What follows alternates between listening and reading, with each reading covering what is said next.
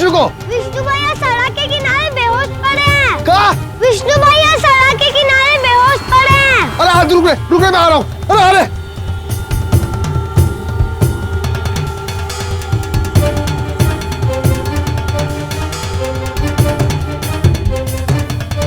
कहाँ हो रे? क्या चला रहा है?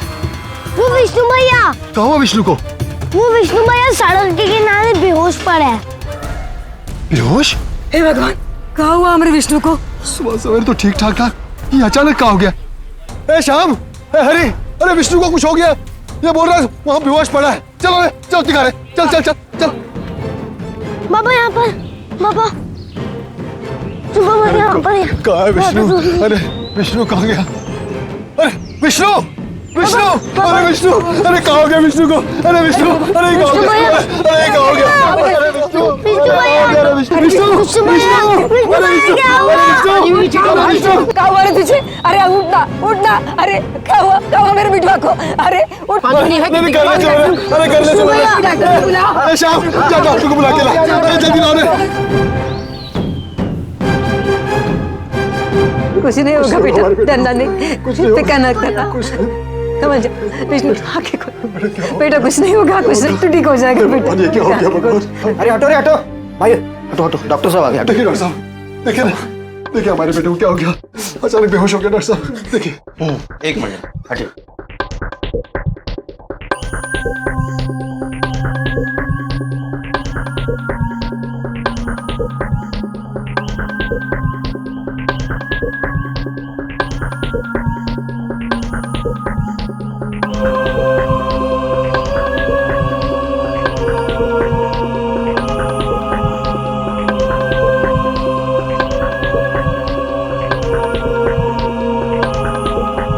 इसकी नब्ज बहुत ही धीरे चल रही है, इसका बचना बहुत ही मुश्किल है। नहीं, ऐसा मत करिए डॉक्टर साहब, ऐसा मत करिए डॉक्टर साहब, इसे बचा लीजिए डॉक्टर साहब। नहीं डॉक्टर साहब, नहीं, अब कुछ करिए, पूरी कुछ करिए, हमारे बच्चे को बचा लीजिए, मेरे बच्चे को बचा लीजिए, कुछ भी करिए, कुछ कीजिए डॉक्टर साहब।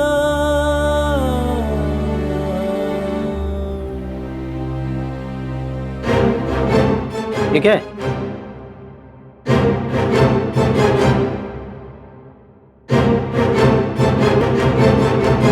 हे राम, किसी ने चाकू तो नहीं मारा इसे? नहीं, चाकू नहीं मारा है। अगर चाकू मारा होता तो टांके क्यों लगाए होते? इसमें तो टांके लगाने की कोशिश की गई है। ऑपरेशन हुआ ये। ऑपरेशन? नहीं डॉक्टर साहब, हमारे बच्चे को कोई बीमारी नहीं थी, फिर वो ऑपरेशन काहे कराएगा? और कराएगा तो भी हम उसके माँ बाप है डॉक्टर साहब, कम से कम हमको तो खबर होगी ना। हाँ डॉक्टर साहब, हमें तो खबर होती, और सुबह सवेरे हमारे सामने घर से निकला था हंसता खेलता। डॉक्टर साहब कुछ कीजिए डॉक्टर साहब, कुछ कीजिए डॉक्टर साहब, बचा लीजिए बच्चे। डॉक्टर साहब, ये क्या हो रहा है डॉक्टर साहब? अरे डॉक्टर साहब, विष्णु क्या हो गया? विष्णु डॉक्टर साहब देखिए ना, कुछ तो करिए, बचा लीजिए मेरे बच्चे को। विष्णु क्या हो रहा है? डॉक्टर साहब कुछ कीजिए डॉक्टर साहब, कुछ कीजिए डॉक्टर साहब, बचाइए मेरे बच्चे को, कुछ तो करिए।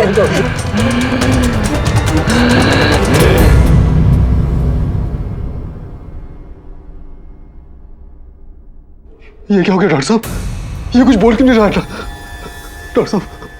ये कुछ बोल क्यों नहीं रहा?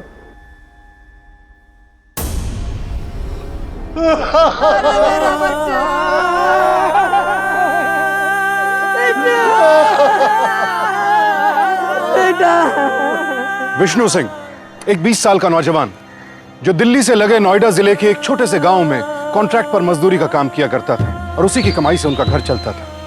लेकिन आज अचानक विष्णु उन्हें छोड़कर हमेशा के लिए चला गया। आखिर इतनी छोटी सी उम्र में ऐसा क्या हो गया था विष्णु के साथ? क्या साइट पर उसका कोई एक्सीडेंट हुआ था या उसके साथ कोई और दुर्घटना घटी थी? विष्णु के पेट पर वो घाव किस चीज का था? विष्णु के पिता इंदर को कुछ समझ नहीं आ रहा था। वहां के डॉक्टर ने उन्हें सलाह दी कि अगर वो अपने बेटे की मौत का कारण जानना चाहते हैं तो उसके शव को तुरंत पोस्टमार्टम के लिए पास के सरकारी हॉस्पिटल ले जाएं। लेकिन विष्णु की मां और बाकी गांव वाले इस बात के खिलाफ थे। वो लोग मामले को ज्यादा तूल नहीं देना चाहते थे। विष्णु की मां चाहती थी कि शांति से उनके बेटे का अंतिम संस्कार हो जाए। वो अपने बेटे के शव के साथ छेड़छाड़ नहीं करना चाहती थी। लेकिन इंदर नहीं माने। वो अपने जवान बेटे की मौत का कारण जानना चाहते थे और वो उसके शव को लेकर सीधे सरकारी अस्पताल पहुंच गए। अरे तुम पागल हो गए हो क्या? एक बार में बात तुम्हारी समझ में नहीं आ रही? बस एक बार देखिए साहब, एक बार नजर मारिए साहब। क्या नजर मार? अरे यहाँ जिंदा लोग को देखने के लिए मेरे पास टाइम नहीं है, और तुम चाहते हो कि डेड बॉडी के लिए मैं अपना समय बर्बाद करूं? हैं? मैं जानता हूँ साहब, आपके पास समय नहीं है, आपका समय बहुत कीमती है, और अचानक से मेरे बेटे को ये सब क्या हो गया साहब? अच्छा खासा था, लेकिन अचानक हम सबको छोड़कर कैसे चला गया साहब? बस मुझे यही पता करना है साहब। डॉक्टर साहब एक बार देख लीजिए ना, दया करिए गरीब के साथ दया करो। अच्छा देख लीजिए, एक बार देख लिया डॉक्टर साहब चल के, एक बार तो देख लिया। अच्छा और चलो मैं देखता हूँ। ये देखिए साहब, ये देखिए साहब।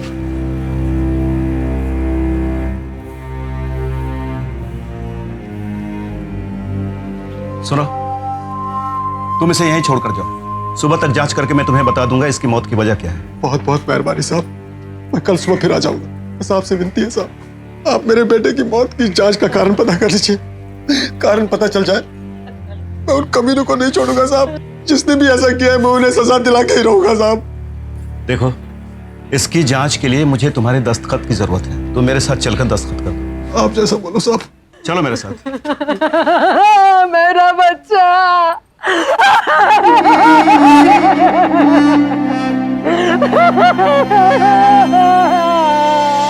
यहाँ पे।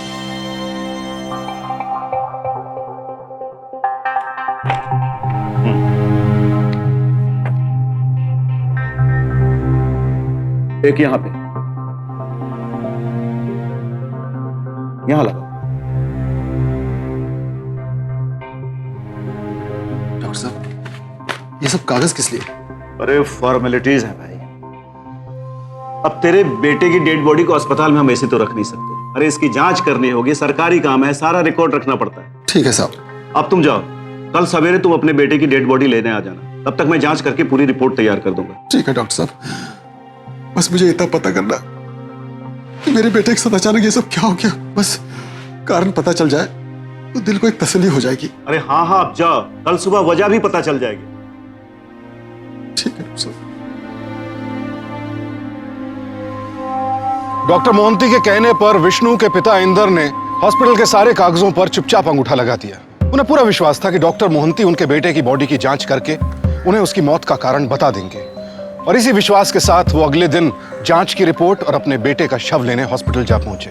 लेकिन वहां उनके साथ वो हुआ जिसकी उन्होंने कल्पना भी नहीं की थी। क्या नाटक लगा रखा है? क्या नाटक लगा रखा है तुमने? 1 घंटे से मैं तुम्हें समझा रहा हूं, ये पागलपन बंद करो, निकल जाओ यहाँ से। सुनते क्यों नहीं? ऐसा मत करो हमारे साथ, हम गरीब लोग पहले से ही अपनी औलाद खो चुके हैं, और आप हमारे साथ ऐसा मजाक कर रहे हैं। मैं पागल हूं? मैं पागल हूं कि तुम लोग के साथ मजाक करूंगा? ये पेपर्स, ये भी झूठ बोल रहे हैं कि कल तुम लोग अपने बेटे की लाश यहां से लेके गए। ये तुम्हारे अंगूठे के निशान है कि नहीं? बोलो। साहब ऐसा जरूर न करो साहब, आपने तो मुझसे कहा था कि ये कागज मेरे बेटे की लाश जमा करने के लिए है। आपके कहने पे तो मैंने अंगूठा लगाया। क्या बकवास कर रहे हो तुम? साहब आप जानते हैं कि मैं सच बोल रहा हूँ। यानी मैं झूठ बोल रहा हूं? साहब मैं इतना जानता हूँ, मैं अपने बेटे की लाश को लेकर नहीं गया साहब, नहीं गया। मनोहर सर, बताओ इन्हें, कल ये दोनों अपने बेटे की लाश लेके गए हैं या नहीं? जी हाँ सर, बिल्कुल सही। और तुझे शर्म नहीं आ रही झूठ बोलते हुए?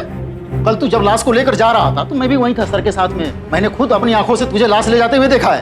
डॉक्टर साहब मुझे नहीं मालूम आप लोग ऐसा क्यों कर रहे हैं। मैं आपसे विनती करता हूँ साहब, मुझे मेरे बेटे की लाश दे दीजिए। मैं आपके सामने हाथ जोड़ता हूँ साहब, मुझे मेरे बेटे की लाश दे दीजिए साहब। अबे दिमाग से पैदल है क्या? एक बार बोल दिया ना तेरे बेटी की लाश यहाँ नहीं है। चलो निकलो यहाँ से। सिक्योरिटी! मैं नहीं जाऊंगा साहब, मैं अपने बेटे की लाश दिए बिना नहीं जाऊंगा साहब, मैं नहीं जाऊंगा साहब। क्या हुआ साहब? सिक्योरिटी, इन दोनों को धक्के मार के यहाँ से निकालो। ना जाने सवेरे सवेरे कहाँ से आकर के पूरे अस्पताल को पागलखाना बना दिया इन दोनों ने। मुझे मेरे बेटे की लाश दीजिए साहब। चलो निकलो बाहर। नहीं साहब, मैं ऐसे नहीं जाऊंगा साहब। अरे दया करो। देख क्या रहा? ले जा इसे। आना साहब से चलो। नहीं साहब, नहीं साहब, मुझे मेरे बेटे की लाश दे दीजिए साहब। साहब नहीं साहब, मुझे मेरे बेटे की लाश दे दो साहब। चलो साहब, डॉक्टर साहब, मेरे बेटे को देखो साहब। मेरे बेटे की लाश वापस कर दो साहब, मेरे बेटे की लाश वापस कर दो।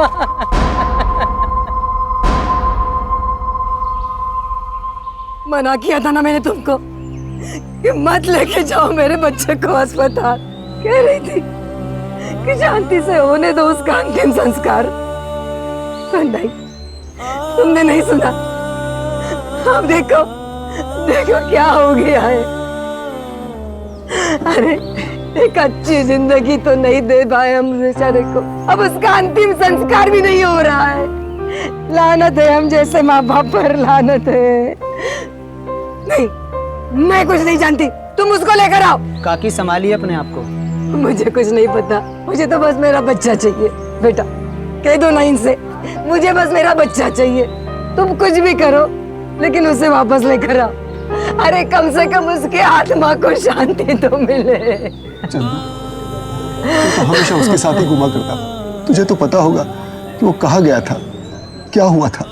डॉक्टर कह रहा है कि उसका ऑपरेशन हुआ है। अरे किस बात का ऑपरेशन, जब वो बीमार ही नहीं था। काका मुझे कुछ नहीं मालूम, मैं खुद उसे जगह जगह ढूंढ रहा था, कहीं नहीं मिला। और फिर पता चला कि तुम मेरी बात को सुन रहे हो कि नहीं? मेरे विष्णु की लाश को वापस लेकर आओ। काकी काहे जिद कर रही हो? काका क्या कर लेंगे, जो होना था वो हो गया। हम जैसे गरीबों की किस्मत में बस यही लिखा होता है। अब भूल जाओ विष्णु को, वो बड़े हॉस्पिटल में बैठने वाला डॉक्टर है। हम चाहेंगे भी तो कुछ नहीं कर पाएंगे। होगा, जरूर होगा। मैं उस डॉक्टर को नहीं छोड़ूंगा। मैं उन लोगों से अपने बेटे की लाश को लेके ही रहूंगा। उसके लिए चाहे मुझे पुलिस थाने या कोर्ट कचहरी क्यों ना जाना पड़े।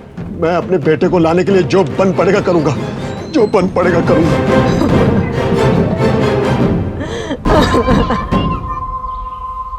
देख भाई, अगर तेरा बेटा जिंदा होता तो बात समझ में भी आती। किसी ने उसे अगवा कर लिया है, कोई उसे उठा ले गया है। पर जब खुद तू कह रहा है कि तेरा बेटा मर चुका है, तो कोई तेरे मरे हुए बेटे की लाश को लेकर करेगा क्या? मुझे नहीं पता साहब, मैं तो इतना जानता हूँ, उन लोगों के कहने पर मैंने अपने बेटे की लाश को उस हॉस्पिटल में छोड़ा था ताकि मैं अपने बेटे की मरने की वजह जान सकूं। उन लोगों ने ना ही मेरे बेटे की मरने की वजह बताई और ना ही उसकी लाश वापस कर दी। अब आप ही कुछ कर सकते हैं, मेरे बेटे की लाश मुझे वापस करा दीजिए साहब। क्या पागलपन है तेरा? मरे हुए बेटे की लाश लेकर करेगा क्या तू? साहब, मेरा बेटा है, वो मरा है या जिंदा, मेरा बेटा है। मैं हाथ जोड़ता हूँ आपके साथ, मेरे बेटे की लाश को वापस करा दीजिए। अब बहुत हो गया तेरा नाटक। तब से देखे जा रहा हूँ, बके जा रहा है। तेरा बेटा मर गया इसलिए पागल हो गया तू? कुछ भी बोलेगा? चलो निकलो यहाँ से, जाओ। आइंदा यहाँ आने की हिम्मत की तो मार मार के टांगे तोड़ दूंगा। साहब लेकिन निकल यहाँ से, निकलो। कंपनी गार्डन समझ के रखा है, खामोखा केस दर्ज करवाने चले आते हैं। सर, मुझे लगता है कि एक बार इंक्वायरी कर लेनी चाहिए। हो सकता है आदमी सच बोल रहा हो। देखो करुणा, सर, पहले भी कई लोगों की मरने की खबर आ चुकी है। सर, लोग अचानक बीमार हो जाते हैं और हॉस्पिटल जाकर उनकी मौत हो जाती है। सर, कुछ ना कुछ गड़बड़ तो जरूर है। और सर, ये आदमी मुझे लगता है सच बोल रहा है। एक आदमी जिसका बेटा मर गया हो, वो ऐसी झूठी रिपोर्ट क्यों लिखवाएगा? सर, अगर आपकी परमिशन हो तो मैं इस केस की जांच पड़ताल खुद करना चाहूंगी। करुणा, तुमसे जितना कहा जाए उतना ही करो। जाओ अपना काम करो। सर, लेकिन इस थाने का इंचार्ज कौन है? कौन है प्रभारी इस थाने का? सर, आप बस तो मैं डिसाइड करूंगा कि कौन सा केस दर्ज करना और कौन सा केस तुम्हें देना है। अब दिमाग खराब मत करो, चलो जाओ अपना काम करो। Okay sir.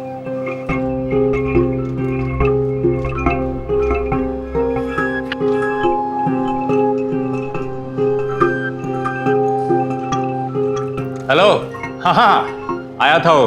घबराइए मत, मैंने लताड़ के भगा दिया उसको। दोबारा यहाँ आने की हिम्मत नहीं होगी उसकी। अरे क्या लगे बकरी की तरह मियां, कुछ नहीं होगा, डरिए मत, मैं हूँ। अच्छा सुनिए, राजीव साहब को मेरा नमस्ते कहिएगा। बहुत दिनों से याद नहीं किया उन्होंने मुझे। हाँ, अरे कोई बात नहीं, अरे आप डरिए मत। अरे कुछ नहीं होगा, मैं हूं ना। नहीं, हो जाएगा। अरे कोई नहीं जाएगा वहां। मैडम, मेरी समझ में ये नहीं आ रहा है कि हमने ऐसा कौन सा पाप किया था जो हमारे साथ ये सब हो रहा है।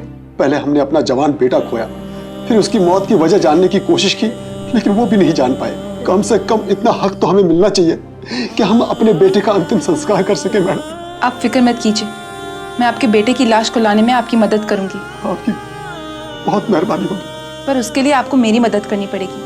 आप जैसा कहेंगे मैं करूंगा। मैं अपने बेटे को इंसाफ दिलाने के लिए कुछ भी करने के लिए तैयार हूँ। तो पहले आप मुझे ये बताइए कि उसे हुआ क्या था? सच बोलूं तो पहले तो मुझे यही लगता था कि उसके साथ जरूर कोई हादसा हुआ है, लेकिन अब मुझे यकीन हो गया कि उसके साथ ऊंच नीच हुई है। ऐसा कुछ हुआ है जो हम समझ नहीं पा रहे हैं। मतलब हंसता खेलता बच्चा हमारी आंखों के सामने से चला गया है मैडम। वो सुबह घर से निकला तो उसे कोई तकलीफ नहीं थी, दोपहर में पता चला कि वो बेहोश पड़ा है। मगर वो बेहोश हुआ कैसे? मैडम, उसके पेट में बहुत बड़ा चीरा लगाया गया था। चीरा? हाँ मैडम, उसका पेट यहाँ से यहाँ तक खुला था, उसकी सिलाई की गई थी। अगर कोई घाव करेगा तो उसे सिएगा क्यों? मैडम, हम गरीब लोग क्या जाने, लेकिन डॉक्टर बोल रहा था कि ऐसा घाव तभी होता है जब ऑपरेशन किया जाता है। मेरी समझ में ये नहीं आ रहा है, जब उसे कोई बीमारी नहीं थी तो वो ऑपरेशन कराएगा क्यों, और हमें बताए बिना। हमारे बेटे के साथ कोई खेल खेला गया है मैडम, कोई कुछ किए है हमारे बेटे को। आप लोगों ने पोस्टमार्टम करवाया? हाँ मैडम, हम उसकी लाश को लेके अस्पताल गए थे, लेकिन वहां भी हमारे साथ धोखा हुआ है मैडम। ये पेपर्स, ये भी झूठ बोल रहे हैं कि कल तुम लोग अपने बेटे की लाश यहां से लेके गए। ये तुम्हारे अंगूठे के निशान है कि नहीं? बोलो।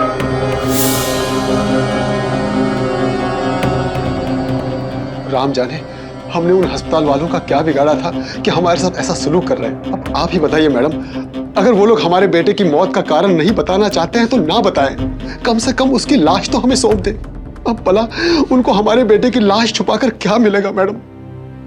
डॉक्टर मोहंती, करुणा का इस केस से कोई लेना देना नहीं था, बल्कि उसके सीनियर ऑफिसर ने तो उसे इस केस में दखल देने से साफ मना भी कर दिया था। उसकी इंदर से कोई रिश्तेदारी भी नहीं थी, लेकिन फिर भी करुणा उसकी मदद करना चाहती थी। और इंदर की पूरी कहानी सुनने के बाद तो करुणा और भी विचलित हो गई। लेकिन आखिर अपने सीनियर ऑफिसर की मर्जी के खिलाफ वो किस हद तक उसकी मदद कर सकती थी? मैडम, पहले आप इसे देख लीजिए, फिर आप मुझ पर शक कीजिएगा। ये देखिए उसके अंगूठे के निशान, और इसमें यह साफ साफ लिखा हुआ है कि वो लोग अपने बेटे की लाश लेके जा चुके हैं। लाश के साथ मैंने रिपोर्ट की कॉपी भी लगा दी थी। इसके हिसाब से उसके बेटे की मौत मलेरिया से हुई। वो कहता है कि उसके बेटे के पेट में किसी ने चीरा लगाकर उसकी सिलाई कर दी है, जिसकी वजह से उसकी मौत हो गई। अब बेटे की मौत की सदमा की वजह से शायद वो इस तरह की बातें करता हो, लेकिन मुझे ये समझ में नहीं आता कि वो इस तरह की बातें क्यों करता है। और कोई भी भला होशो हवास में कोई इस तरह की मनगढ़ंत कहानी तो नहीं गढ़ेगा ना? तो आपका कहना है कि वो आदमी पागल है? नहीं मैडम, मैंने ऐसा तो नहीं कहा, लेकिन इट्स ओके डॉक्टर, अगर मुझे आपसे कुछ और पूछना होगा तो मैं आपको दोबारा तकलीफ दूंगी। अरे क्यों नहीं, श्योर। चलती हूँ। नमस्कार।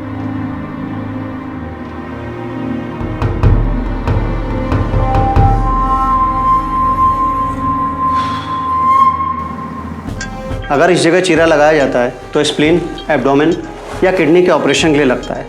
जब भी कोई किडनी डोनेट करता है तो ठीक इसी जगह पर ऑपरेट किया जाता है। किडनी?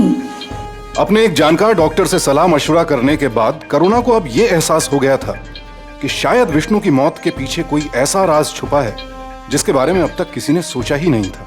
वो इस पहेली को सुलझाने की कोशिश कर ही रही थी कि सीनियर इंस्पेक्टर अशोक सबरवाल को करुणा की हरकतों की भनक लग गई। मैंने तुमसे कहा था कि खामोखा किसी दूसरे केस में अपना दिमाग मत उलझाओ। क्यों इस केस के पीछे पड़ी हो? सर वो क्या सर लगा रखी हो? और ये केस हमारे यहाँ दर्ज भी नहीं है। किस आधार पर तुम इसकी जांच कर रही हो? सीधे डॉक्टर मोहंती के पास चली गई पूछताछ करने के लिए। अरे तुमको पता है कि डॉक्टर मोहंती इस शहर के सबसे इज्जतदार डॉक्टर है। सर मुझे शक था, इसलिए पूछताछ करने गई थी। कैसा शक? कौन सा शक? सर उस एरिया से कई सारी ऐसी रिपोर्ट्स आई हैं। सर हो ना हो वहाँ पे जरूर कोई बहुत बड़ा रैकेट चल रहा है, और वो आदमी इंदर, उसका बेटा जरूर इसी रैकेट का शिकार है। सर वरना कोई आदमी झूठ क्यों बोलेगा कि उसे उसके बेटे की लाश नहीं मिली? बस बहुत हो गया, अब इस केस के बारे में कोई भी बात नहीं करेगा। और भी केस पड़े हुए हैं सुलझाने के लिए, पहले इस केस को सुलझाओ, साइकिल चोरी का केस, उसके बाद किसी रैकेट का भंडाफोड़ करना, समझी? अशोक सबरवाल को लगा था कि इस धमकी के बाद करुणा मान जाएगी और फिर से इस मामले में दखल नहीं देगी, लेकिन करुणा चुप बैठने वालों में से नहीं थी। वो कुछ भी गलत होते हुए नहीं देख सकती थी। वो सबकी नजरों से दूर चुपचाप इस केस की जांच पड़ताल करती रही। उसने इंदर से भी सब पर कड़ी नजर रखने को कहा। इंदर अब मुस्तैद रहने लगा। वो कंस्ट्रक्शन साइट पर होने वाली हर गतिविधि पर अपनी नजर बनाए रखता।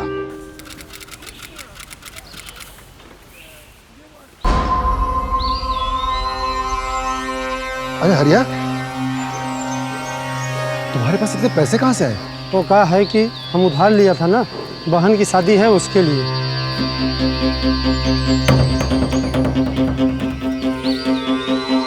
तुम्हारे पेट में ये पट्टी कैसी?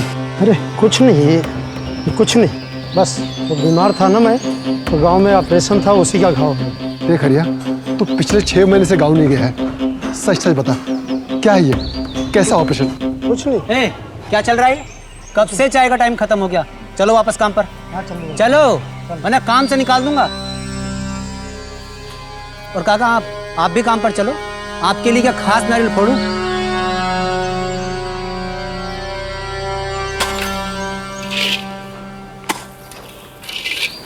हरिया,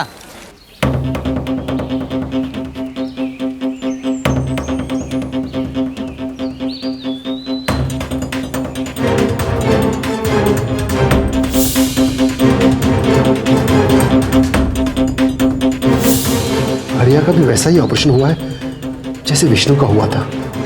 और ये चंदू वहां क्या बातें कर रहा है? पर विष्णु तो चंदू के साथ खूब घूमा फेरा करता था। मुझे चंदू पर नजर रखनी होगी।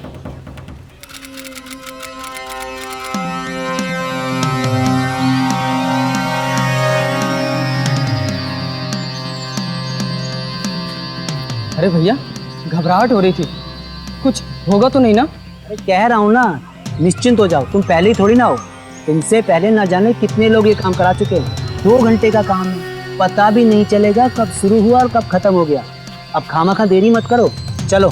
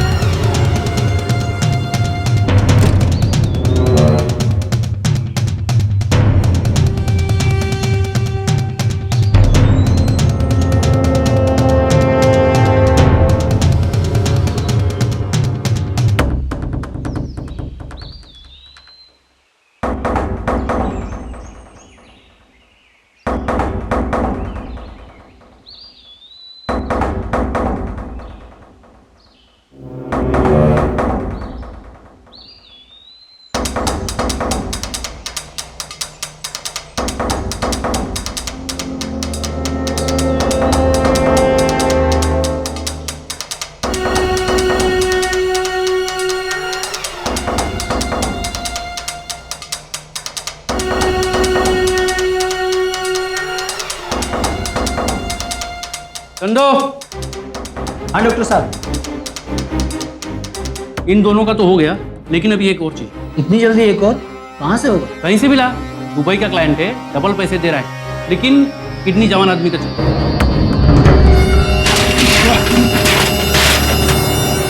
देख तो बाहर, देख कौन है।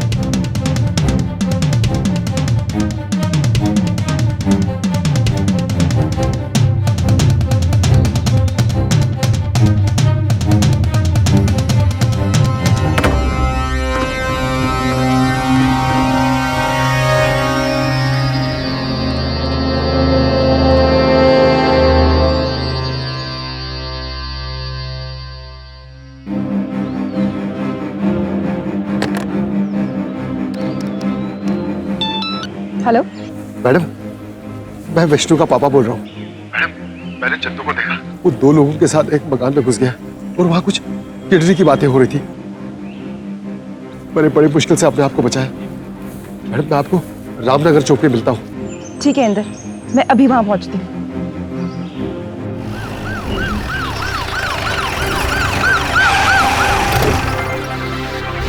मैडम, यही वो घर है मैडम।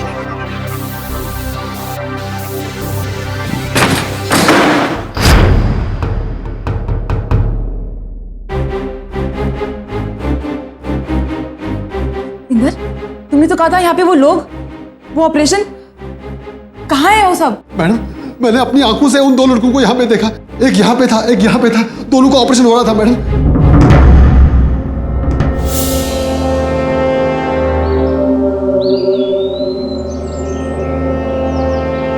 सर जी, वो करुणा मैडम डॉक्टर राजीव के पुराने घर पर रेड मारने जा रही है। ठीक है सर जी। लगता है हमारे आने की खबर उन लोगों को पहले ही लग गई और वो लोग भाग खड़े हुए। खैर, कब तक भागेंगे? आज नहीं तो कल हम उन्हें पकड़ ही लेंगे।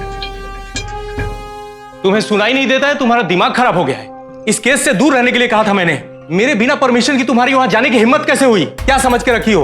पुलिस की वर्दी पहनी हो तो कहीं कुछ भी कर सकती हो। मालूम है वो घर एक प्राइवेट प्रॉपर्टी है और बिना वजह किसी प्राइवेट प्रॉपर्टी पर रेड डालने का क्या अर्थ होता है? हमारे पूरे डिपार्टमेंट को उसकी सजा भुगतनी पड़ेगी। सर पर मैं वहाँ बिना वजह नहीं गई थी। अच्छा, तो आपको वजह भी मिल गई? सर मुझे पूरा विश्वास है कि वहाँ कोई बहुत बड़ा रैकेट चल रहा है। कैसा रैकेट? कौन सा रैकेट? सर कुछ लोग मासूम लोगों की किडनियां निकाल के बेच रहे हैं। बेच रहे हैं तो वहाँ कोई आपको मिला क्यों नहीं? सर क्योंकि हमारे वहाँ पहुँचने से पहले ही किसी ने उनको खबर कर दी थी और वो लोग वहाँ से भाग खड़े हुए। सर मुझे पूरा विश्वास है कि अगर हम लोग इस केस की तह तक पहुँचे तो हम लोग इन लोगों को पकड़ सकते हैं। देखिए करुणा जी, आप अपनी जासूसी अपने पास ही रखिए। तुम्हारी वजह से हमारा डिपार्टमेंट बदनाम हो चुका है और उस पर बिना किसी सबूत और बिना किसी एफआईआर का हम जांच शुरू कर देंगे। तुम्हें तो समझाना ही बेकार है। तुम्हारे खिलाफ मैंने हेडक्वार्टर में बोल दिया है। उस दिन तुम यहाँ रहोगी, उसके बाद तुम्हारा ट्रांसफर हो जाएगा बाहर, तब अकल ठिकाने आएंगे तुम्हारे, समझी?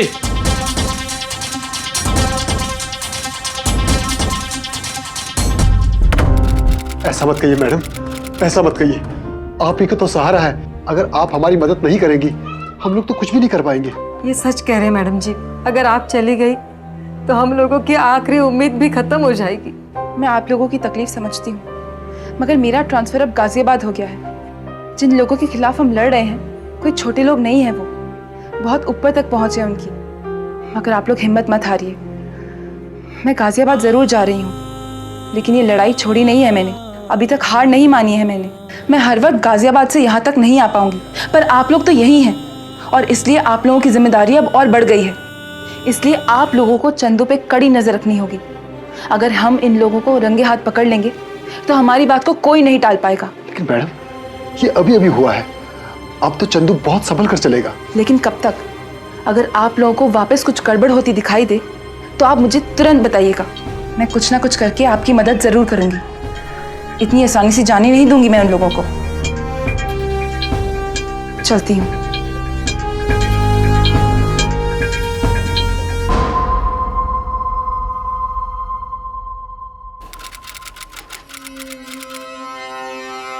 सोना काफी रो मत, रोने से क्या होगा? कहाँ से लाऊंगी मैं इतने पैसे? पैसे नहीं होंगे तो मेरे बच्चे का इलाज नहीं होगा। पैसे चाहिए ना, पैसे मिल जाएंगे। पर कैसे? कौन देगा मुझे इतना पैसा? वो तू मुझ पे छोड़ दे। मेरा एक दोस्त है, बहुत काम का है और वो तुझे कभी भी पैसे दिला सकता है, जितने तू चाहे उससे दुगना। सच? और नहीं तो क्या, लेकिन उसके लिए तुझे मेरी एक बात माननी होगी। क्या? वो तो वही बताएगा। तू एक काम करना, कल मेरे साथ उसके पास चलना और डरना मत, तेरा काम हो जाएगा, ठीक है? अब ये रोना बंद कर, आंसू पोंछ और चल मेरे साथ।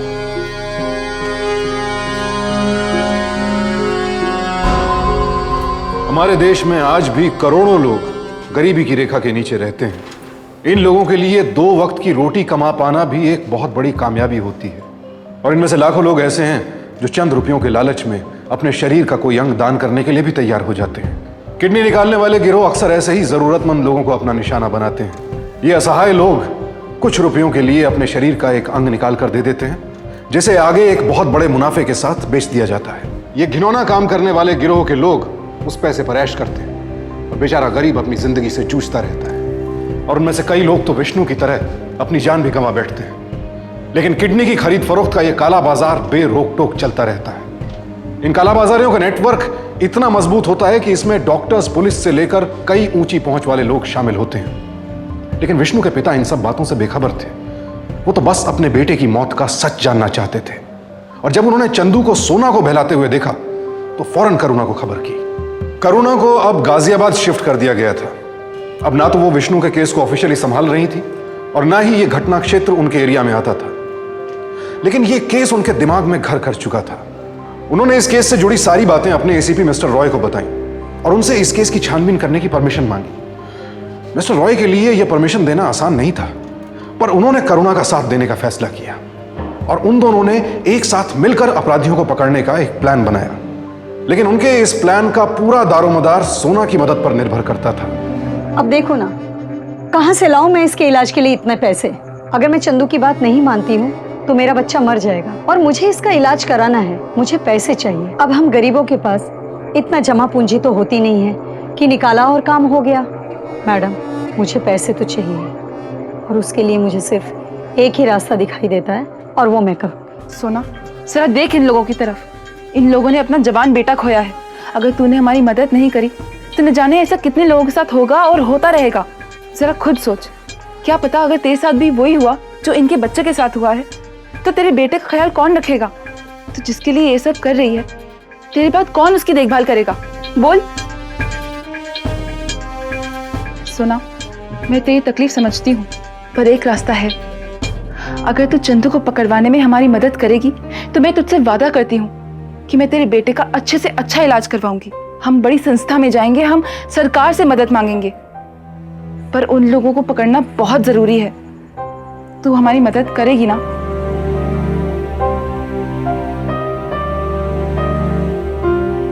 देखिए मैडम जी, मेरा भरोसा सबके ऊपर से उठ चुका है। हाँ, अपनी एक किडनी देकर के अपनी जान की जोखिम तो मैं ले सकती हूँ, लेकिन आपकी मदद के लिए मैं अपने बच्चे की जान की जोखिम नहीं ले सकती। मुझे माफ करें मैडम जी। ठीक है सोना। सोना एक गरीब मजदूर थी और अपने बेटे की जान बचाना उसके लिए सबसे बड़ी प्राथमिकता थी, और उसके लिए उसे पैसों की जरूरत थी। दूसरी तरफ करुणा और इंदर थे, जिन्हें इस पूरे कांड पर से पर्दा हटाने के लिए सोना की मदद की जरूरत थी। सोना उलझन में थी, कुछ देर के लिए अपने बेटे की फिक्र छोड़कर इन दोनों की मदद करे या फिर चंदू की बात मानकर पैसा बनाए।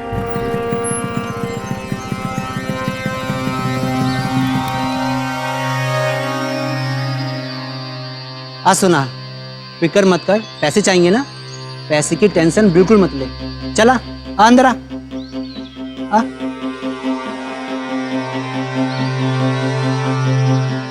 आओ सुना, आओ। बैठो बैठो। तेरे बच्चे की तबीयत खराब है? हाँ। अरे तू चिंता मत कर, जितना पैसा चाहिए मिल जाएगा। फिर तू जाकर अपने बच्चे का इलाज किसी अच्छे हॉस्पिटल में कराना। बस तू डॉक्टर साहब की बात मान लेना। 1 घंटे में काम हो जाएगा और उसके बाद अपना पैसा लेके घर निकल जाना। 1 घंटे का काम?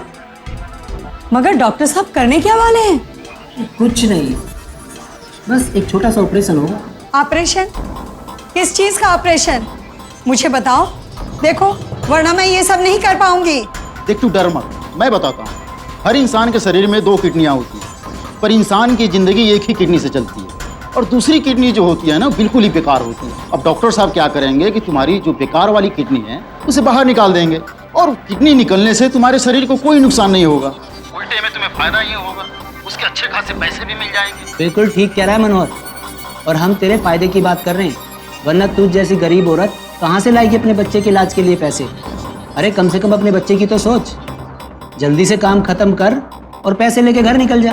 देख अब तू डर मत, चलो मेरे साथ। चलो, पैसे मिल जाएंगे, बच्चे का इलाज हो जाएगा। चलो उठो, अपने बच्चे के लिए तो करो कम से कम। चलो उठो, चलो चलो। अब डर क्यों रही है? पैसे भी मिलेंगे, चिंता मत करो, कोई दिक्कत नहीं होगा, कोई परेशानी नहीं होगी। समझ रही है ना? चलो। इस बार नहीं बचेंगे वो लोग। आ जाओ, चलो आओ आओ आओ चंदू, आओ, चलो किडनी देने वाली मिल गई जी। सोना अंदर पहुंच गई है। ये लो दक्षिणा, जाओ बाहर जाओ।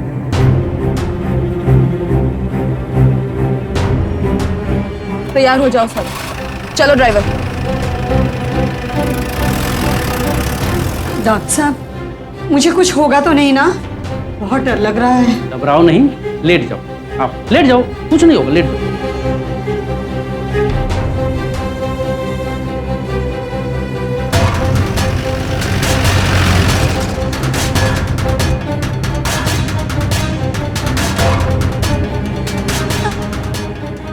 डॉक्टर, डॉक्टर मुझे इंजेक्शन से बहुत डर लगता है। मैं नहीं लगाऊंगी इंजेक्शन। पैसे मिल रहे हैं ना तुम्हें? चुपचाप लेटी रहो, एक छोटा सा ऑपरेशन है, अभी तुरंत हो जाएगा।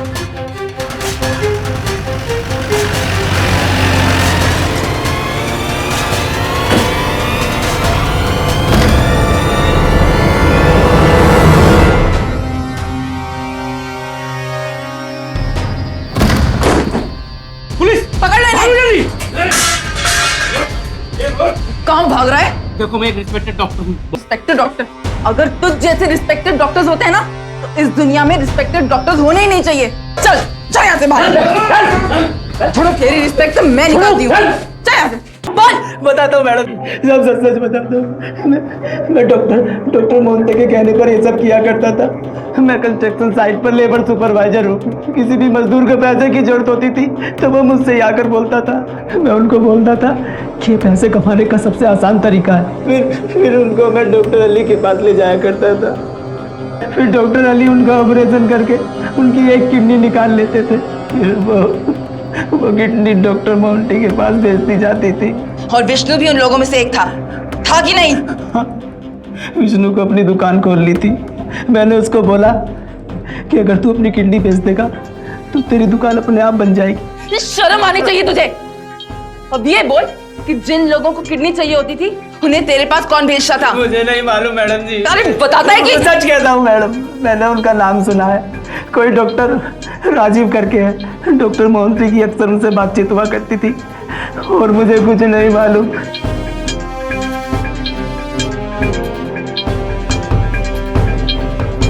मैडम मैडम मेरी बात सुनिए मैडम आपको किसी ने गलत रिपोर्ट लेके चलो इसे। मैडम मेरी बात तो सुनिए तो सही। गाड़ी में बैठाओ। मैडम आपको किसी ने जल्दी करो। गलत रिपोर्ट देखिए मैडम मेरी एक बात देखिए।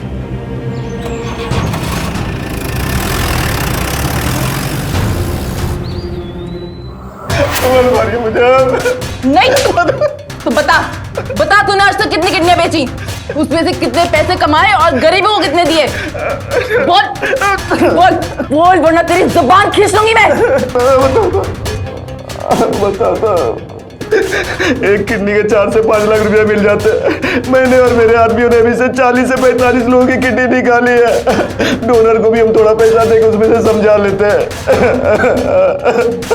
बोल, विष्णु के केस में कौन कौन इन्वॉल्व था? बोल। मेरे ही कहने पर विष्णु की किडनी निकाली गई थी। मनोवर, इस लड़के का तो खून बंद होने का नाम ही नहीं लेगा। हाँ डॉक्टर साहब, ब्लीडिंग बहुत ज़्यादा हो रही है। नब्ज भी कम है, पल्स रेट भी कम है। साहब बचने का चांस नहीं लग रहा है। एक काम करता हूँ, डॉक्टर मोहंती को फोन करता हूँ, तब तक तुम इसकी ड्रेसिंग करते हो। हाँ सर, करता हूँ। डॉक्टर मोहंती, जिस लड़के का हम लोग किडनी निकाल रहे थे उसका खून बंद होने का नाम ही नहीं ले रहा। मुझे नहीं लगता वो बचेगा। जल्दी से उसे इंजेक्शन लगाओ, होश आने पे उसे वहां से हटा दो, वरना हम लोग सभी फंस जाएंगे। और सुनो, वो किडनी लेकर जल्दी से हॉस्पिटल पहुंचो तुम लोग, समझे? केस में और कौन कौन इन्वॉल्व है? बांग्लादेश के डॉक्टर राजीव है, उन्हीं के कहने पर हम लोग ये काम करते हैं।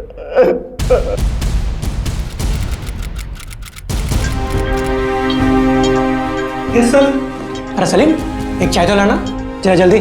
चाय तो आप इंडिया की जेल में ही पीना डॉक्टर राजीव, वहां की चाय यहाँ से ज्यादा अच्छी होगी।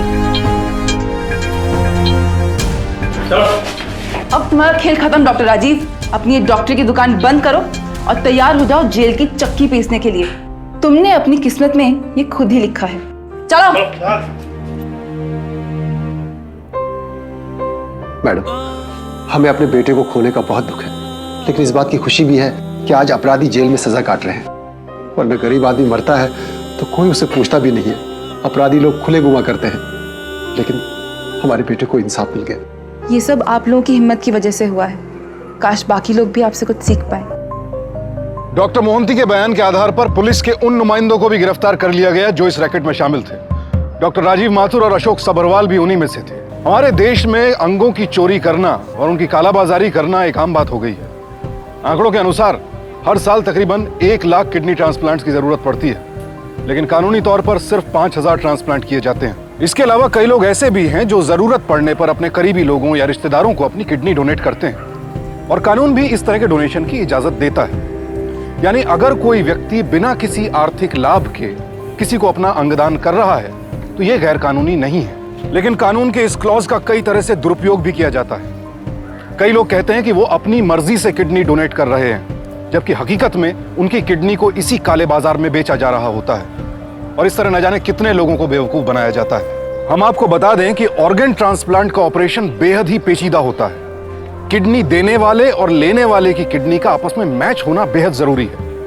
अगर किडनी लेने वाले का शरीर किडनी को स्वीकार ही नहीं करेगा तो ट्रांसप्लांट बेकार चला जाता है, लेकिन ज्यादातर लोग इस बात से वाकिफ नहीं होते हैं। कुछ विश्लेषकों का मानना है कि अगर हमारे देश में अंगदान के बारे में एक पर्याप्त कानून का प्रावधान होता तो अंग तस्करी का यह माफिया कभी इतना बड़ा रूप ले ही नहीं पाता। शायद इसीलिए भारत सरकार एक नेशनल ऑर्गन ट्रांसप्लांट प्रोग्राम यानी राष्ट्रीय अंगदान कार्यक्रम शुरू करने के बारे में विचार कर रही है। अगर यह कार्यक्रम शुरू हो जाता है तो अंगदान की प्रक्रिया बेहद सरल हो जाएगी। एक जिम्मेदार नागरिक होने के नाते हम खुद इस मामले में पहल कर सकते हैं। अगर हम जीते जी मृत्युपरांत अपने अंगदान की स्वीकृति दे दें तो हमारी मृत्यु के बाद हमारे शरीर के जरूरी अंगों का इस्तेमाल हो सकता है और एक जरूरतमंद की जान बच सकती है। इस बारे में आपको अपने डॉक्टर या नजदीकी अस्पताल से पूरी जानकारी मिल सकती है। अगर आपको किसी किडनी निकालने वाले गिरोह के बारे में पता चलता है या किसी ऐसे इंसान के बारे में जानकारी मिलती है जो किसी ऐसे गिरोह का शिकार होने वाला है तो तुरंत पुलिस को सूचित करें। आवाज उठाइए, सावधान रहिए। सावधान इंडिया, इंडिया फाइट्स बैक। तो सावधान